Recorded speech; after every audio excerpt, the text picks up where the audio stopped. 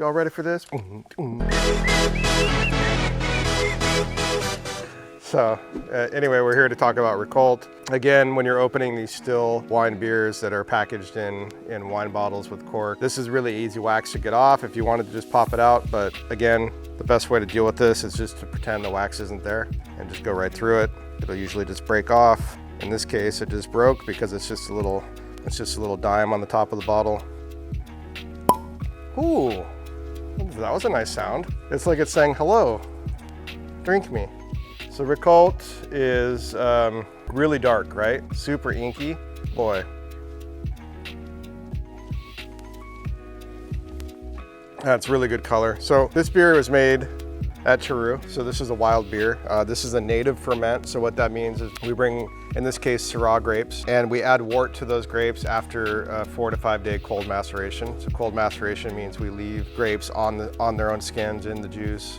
We're extracting color and tannins during that time. And then we blend freshly brewed wort, more of a lambic style wort, into said grapes. And then we let the fermentation take off natively. So this is native fermented, old world technique, but essentially letting all the microflora from the vineyard and the grapes ferment both the wine and beer portion of this co-fermentation. So for Ricolt, we actually sourced these Syrah grapes from the Santa Maria Valley. And it's really interesting because when they come in, we treat this beer just like a wine at the beginning. So we get the grapes and we process them and we destem the grapes. And then what we'll do is we'll take it through a process for the first couple days where we'll actually do our best to try to prevent a full fermentation, because we don't want the wine grapes to just start fermenting, because we're going to make it as a wine beer hybrid. We'll kind of use some methods to halt the full fermentation, but that way the grapes are starting to try to break down, starting to try to ferment.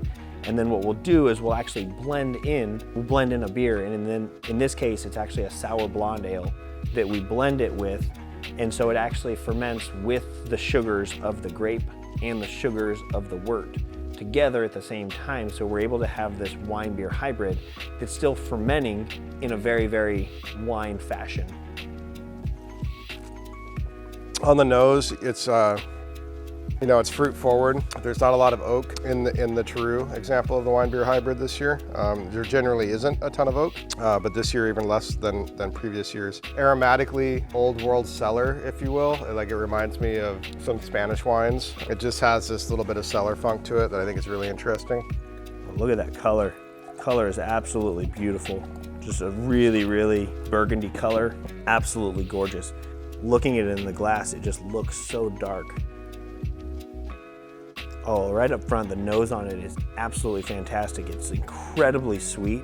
The Syrah grapes are so prominent and so strong. It's got really great legs on it as well, which I'm gonna want that from any wine that I drink. So any beer wine hybrid, I want the same. It looks great. Oh, it's beautiful.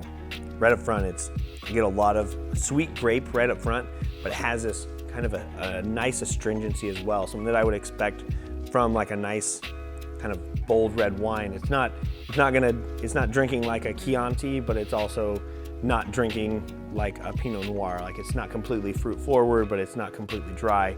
It's got this nice bold balance where you get a little bit of tart, but I get so much wine. On the palate, it shows a little bit more acidity than our cleaner beer wine hybrids, but I think the acidity is pretty dialed. This is not an overpowering product. This is a more food-friendly option than say something like J.R. Harris is. I think that's a bigger and bolder flavor. This is more nuanced and would pair really well with your goat cheese type things. You know, something that's a little bit sour and a little bit funky would really play well with this.